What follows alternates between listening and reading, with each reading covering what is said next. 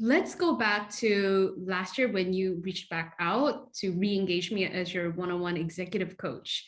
Um, would you share with us what you wanted to achieve in our time together? Absolutely. Yeah. I was doing what we call thought work, which is basically this kind of process of getting more in touch with what I'm feeling and how my feelings, my thoughts, and the reality that I'm creating for myself are all kind of tied together. And just making sure that I'm being really deliberate about the things that I choose to think so that I can be better at creating the results that I want in my life. When we first started working together, you initially introduced me to this kind of modality in coaching. I don't know quite what the language that I would put around it is. We call Um, it the model.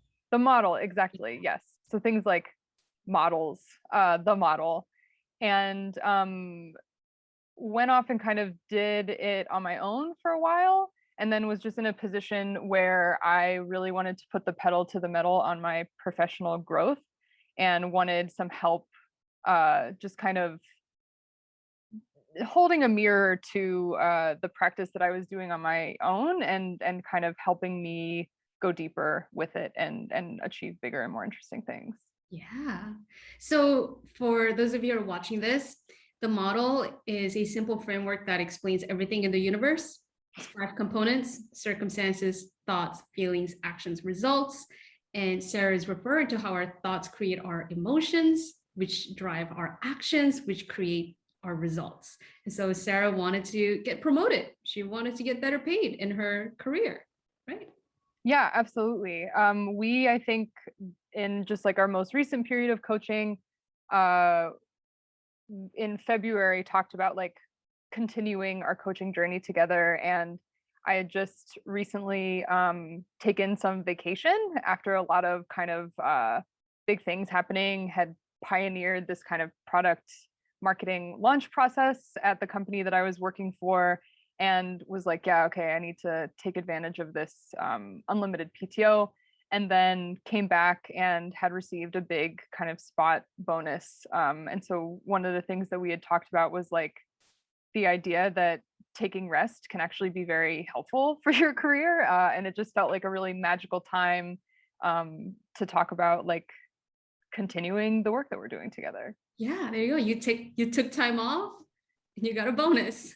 Exactly. Yep. Wanted to kind of continue on that path to get promoted, make more money, and have a good time doing it.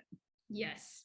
So let's review your goals and some of the key accomplishments, um, as well as anything else that you want to celebrate that happened in the last 6 months together.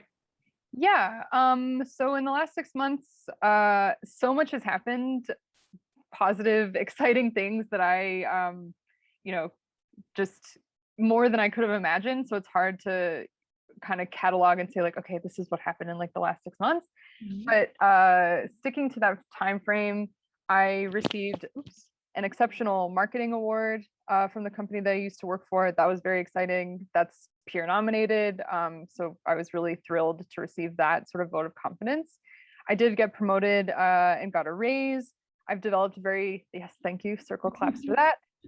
Developed really strong relationships with the company, the people that I worked with at my former employer, and just like felt like I kind of became a professional over the last like 3.5 years there, where it was a lot about the work and helping people and having an impact, and a lot less about the sort of mental drama that I think I was bringing to my work in the past. What was the drama? It was a lot of just like not thinking that I measured up.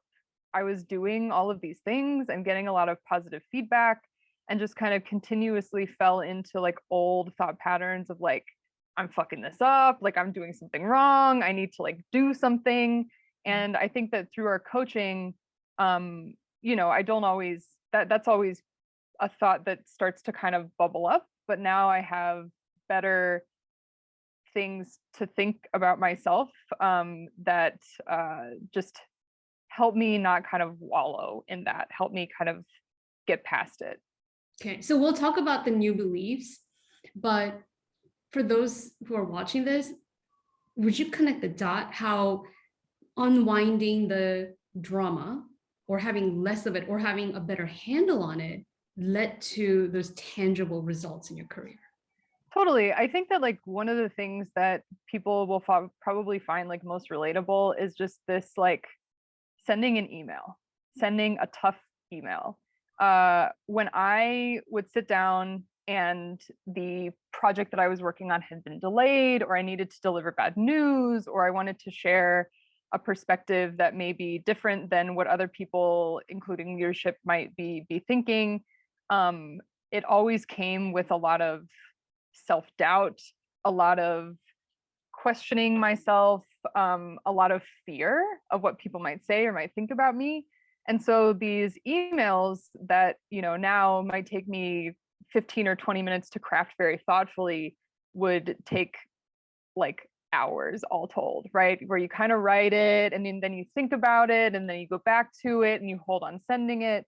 And so using that just as kind of one very specific example, I feel like of how I was wasting everyone's time with like all of this kind of drama. Right, that was a thought error. I am wasting people's time when in fact the Totally. reality is you end up wasting your time in Exactly. the drama. Okay. Right.